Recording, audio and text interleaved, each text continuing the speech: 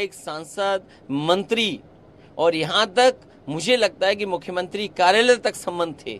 अगर संबंध नहीं होते तो बताओ, ये डबल इंजन की सरकार इतने दिन लग गए पकड़ने के लिए। आज 9 अगस्त को पकड़ा उन्होंने, क्या पहले दिन ही नहीं पकड़ सकते थे? आखिरकार उन्हें सिक्योरिटी किसने दी थी? कौन है जो सिक्योरिटी दे रहा था?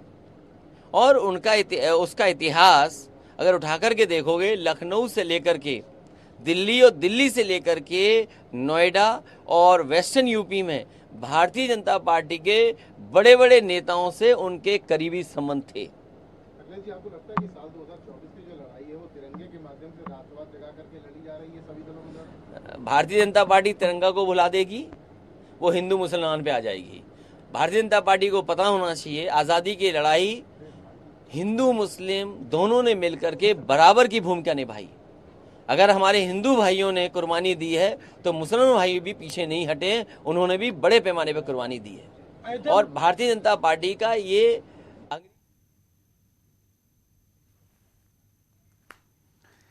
तो अखिलेश यादव को सुन रहे थे आप, अलग अलग मुद्दों पर सरकार पर निशाना साध रहे थे, बीजेपी पर निशाना तोड़ दो, पैसा लगा करके विधायक खरीद लो।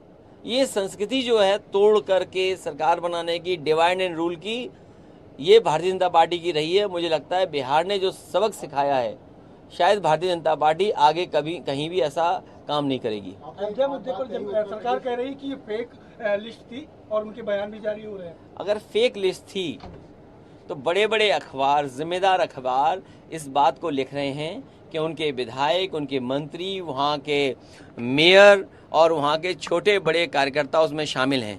कल ही मैं अयोध्या के बहुत सारे फौजी भाइयों से मिला था। उन फौजी भाइयों से मिला था, कुछ तो वो नौकरी कर रहे हैं, कुछ रिटायर हो गए हैं।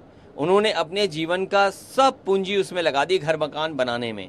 और आज सरकार ये कह रही है कि वो मकान अवैध हैं, उन पर बुलडोजर चलेगा। सरकार ये बताए आखिरकार प्लॉट कौन बेच रहा था, वहाँ पर कॉलोनी अवैध किसने बनाई थी? जिसने बनाई थी वो भारतीय जनता पार्टी का है।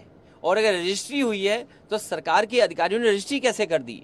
वो एसडीएम, वो लेखपाल, वो तहसीलदार, वो डिस्ट्रिक्ट मजिस्ट्रेट, वो कमिश्नर, जिन्होंने उस रजिस्ट्री को होने दिया, आखिरकार वो कौन लोग थे? किसकी सरकार थी?